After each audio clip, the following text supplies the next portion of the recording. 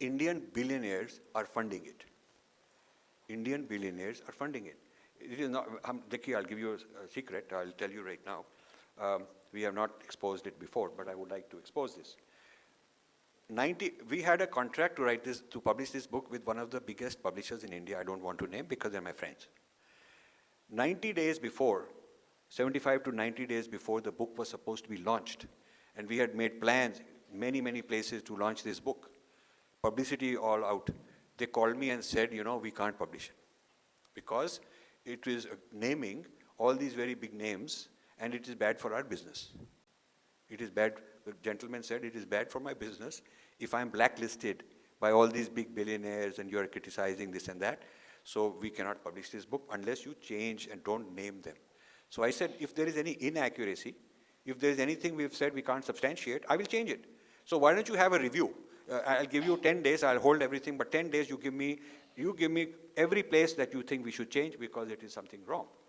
They came up with more than 1,000 places to change. Drop this name. Don't say Anand Mahindra Center. Don't say Lakshmi Mittal Center. Just say some group somewhere.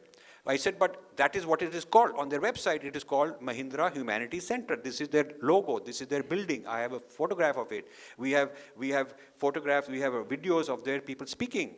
Why should we not name them when they are naming it? They are very proud of what they are doing. And I'm not blaming them. I'm not saying that the Indian industrialists are snakes. I'm not saying that. I'm saying that in their name and with their money and associated with their centers, there are other snakes being created and encouraged.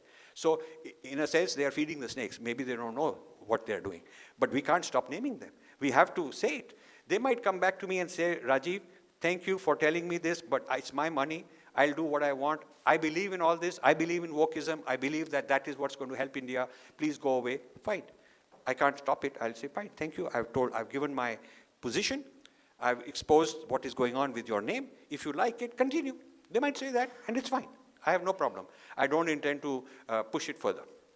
Or they might say, thank you very much telling me. I didn't know this, and now I know it. So what I say is, like, they hire financial auditors, they hire Ernst & Young and Deloitte and Touche and Price Waterhouse and whatnot, all these people, to give them an audit of what may be wrong in their company. Not that the auditor wants to harm you, but he's telling you so that you know, and then you can solve the problems. So we are a civilizational audit. We are doing a civilizational audit about their philanthropy. Whatever they're doing as philanthropists, we are giving an audit saying what is good or bad for the country. And not everything is bad, by the way. Harvard has got a lot of great things. Harvard is great in science, mathematics, engineering, medicine. It's very good for STEM education.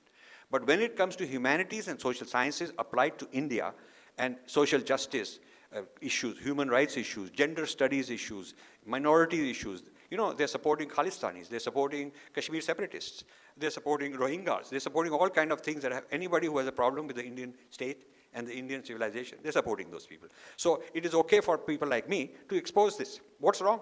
Harvard is supposed to be the center of free thinking. So we can also, as free thinkers, tell this. And they have cancelled us, but we can write a book. Then there are people who say, why didn't you go and tell the Indian billionaires privately? Okay.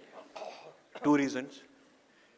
More than 10 years ago, Mr. Guru Murthy, when he heard my talks, even 10 years ago I was saying all these things, he said, I want you to go and explain this to Anand Mahindra in Bombay. He's a very reasonable man.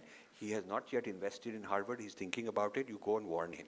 I went to Bombay and I sat in his office. He served me very nice lunch. He's a very nice gentleman, very calm, gentle, decent human being. And he heard me. And I left a hard copy of my PowerPoint slides to him. I said, please evaluate it. And if I were you, I would not go funding it. So he knows my position. Now, I could easily say, why didn't they tell me if they are going to do it? Because they know I'm an expert. I've been chasing Harvard for 30 years, and I'm a scholar of what all they are up to. So why didn't they instead of me approaching them, I already approached them. They could have approached me before doing all this, but they didn't. So therefore, it's okay for me to go public and write a book on it. Why not? So and similarly, I went and met Ajay Piramal and in the Piramal Towers twice. Twice I met him, many years back. And I said the same thing. that this is what's going on, the narrative of India is being spoiled, these are the people doing it, this is what's wrong about it, this is what the examples of what they're saying, this is how it causes harm. It comes to India, it comes to these Indian universities, then it spread from here, it teaches our wrong things to people in the media, and therefore we should go not fund those people. But he funded it. There is a Piramal Center in Harvard. So I am quite clear that I had to do this publicly because nothing else worked, nobody else listened. I'm also very clear, my intentions are very good. I have no ill will towards these billionaires. I wish them well. They're good for India, they're creating jobs, and I more power to them. I want them to be successful. But when it comes to the portrayal of India in a foreign country, I have invested my whole life, and I'm an expert on that, and I have a right to speak, and I will speak, whether these guys like it or not, and I hope they take it fairly.